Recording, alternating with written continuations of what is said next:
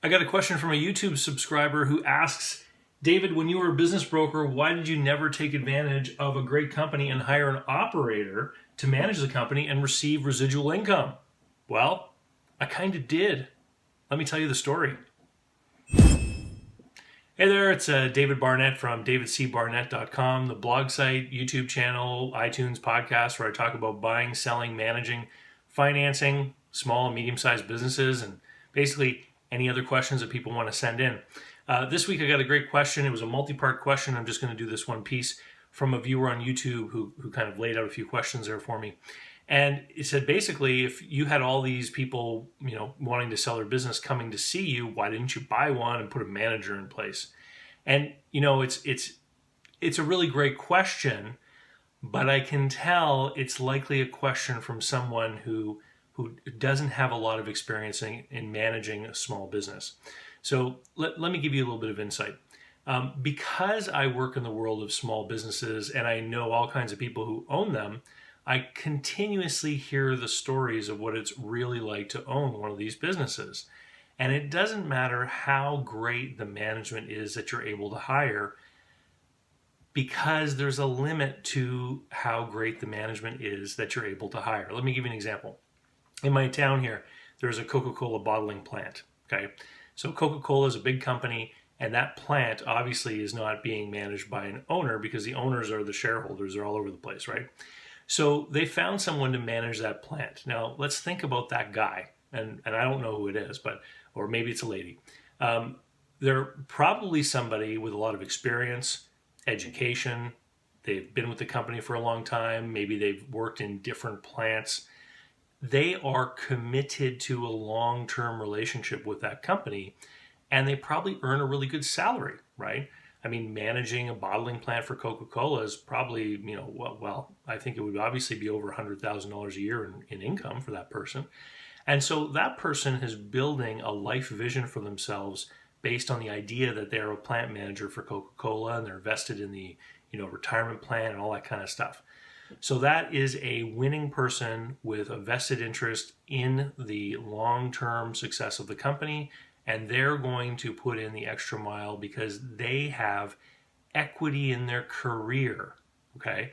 So a lot of these professional type people, and I used to work in big businesses, so I know a lot of these people, they treat their job as something a little bit different than a job. They call it a career because they believe that it has some of the same kinds of properties as business ownership, that if they take care of their career will take care of them, etc., etc.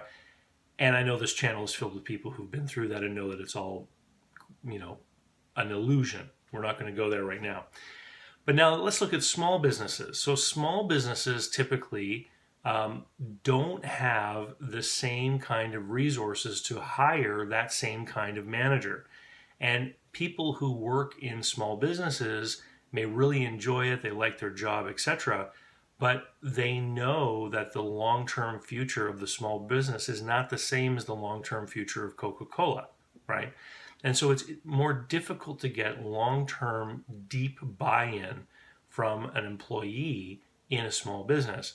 And because small businesses typically don't have the same resources, like I know many small business owners who have managers, and they pay those managers like 40 grand, 45 grand, 50 grand, decent wages, but you're not going to get the same kind of person that's managing the Coca-Cola plant for 40 or 45 grand. You're just not.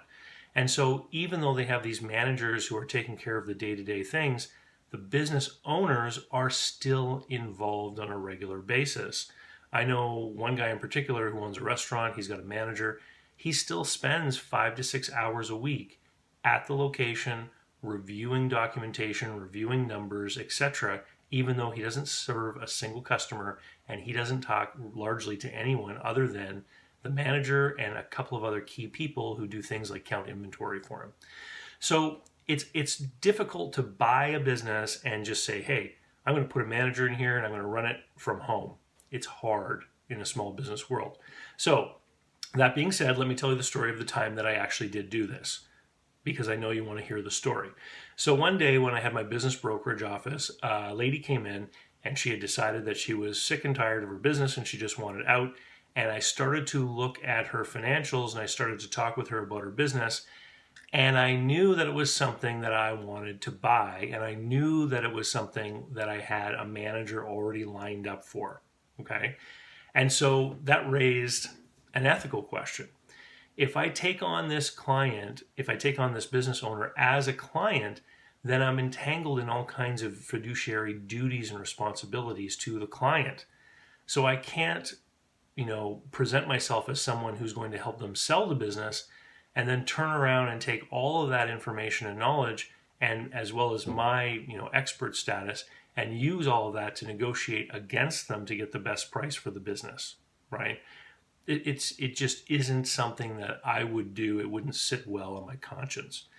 So in the moment I realized that it was something that I would want to buy, I actually said to her, I think that this might be the right business for my wife and I. And I was married at the time. And so I said, would you like me to take a look at these numbers and bring you an offer? And if you and I can't make a deal, then we can then look at moving forward with me trying to help you sell it to somebody else. Would you like to do that? And she agreed. And so she left her financials and things with me. And I went home to talk with the manager I was going to put in place, who of course was my wife at the time. And she was not happy in her role. She was a supervisor in a customer contact environment and complained to me all the time about how she was dealing with the employees there and how they all seemed to be acting like they were still in high school and stuff. So she wanted out of that environment. I thought this was a good business, and I knew that she had the aptitude and skills to manage it properly. So I went home, talked with her about it, and she was interested. And so what happened was my wife bought this little business, and I helped her. We took it over. And the whole idea is, if you've seen the video about my life as a business broker, one of the challenges of being a business broker is the up and down of cash flow. And so what this business had is it had a slight seasonality to it. There were about 2 or 3 months of the year that were slower than the rest. But in general, it was a pretty even cash flow in this little business. And for the most part, my wife was going to be able to run it by herself with some help at different times a year. And so we bought the business. And it worked pretty well. You know what, though? Even though the person managing the business was my wife, I still wasn't able to get myself out of it. So I still had to spend time there every week. So I used to have to go there and cover the shop when she had things like doctor's appointments, because for the most part, it was a one-person operation. I had to go there and do the bookkeeping because she didn't want to and didn't have the knowledge and skills to do it properly. And I knew that if the books got mixed up, I was the one who was going to have to sort them out. So I became a bookkeeper as well. And so even though it was supposed to be an acquisition, as the questioner says, to create passive cash flow, it wasn't passive.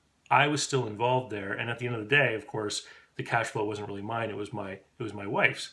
And then later, when our marriage broke down and it was decided that we were going to split up, one of the issues was that I had put money into this business, and she knew that she was going to have trouble running the business without my support.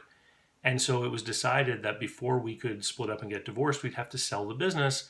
And so that became part of our marriage dissolution plan as step one: sell the business so that I could get my money back out, and she would have a lump sum of money that would help set her up in order for her to go and get a job somewhere. So great question. It allows us a little bit of insight into some of the realities of these small businesses. Most of the time, when we're talking about a small and medium-sized business, ownership and management are the same, and for very good reason. You need to have your hands on things. And there's another video that I had produced before where somebody had asked me, why don't owners simply hire managers when they want to retire? It's exactly the same thing. They could do it, but they still wouldn't really get away. They would still be involved at some level all the time.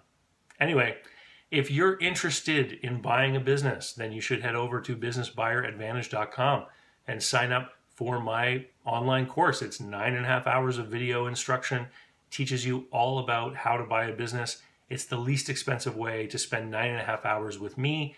And what makes it better than a live presentation, of course, is you can keep going back and you can replay things. And as you're going through the investigation of a business that you find, you can keep replaying the modules and refresh your mind about what's going on at each stage. Thanks for joining me. It's been a blast. As always, we'll talk to you soon. Bye.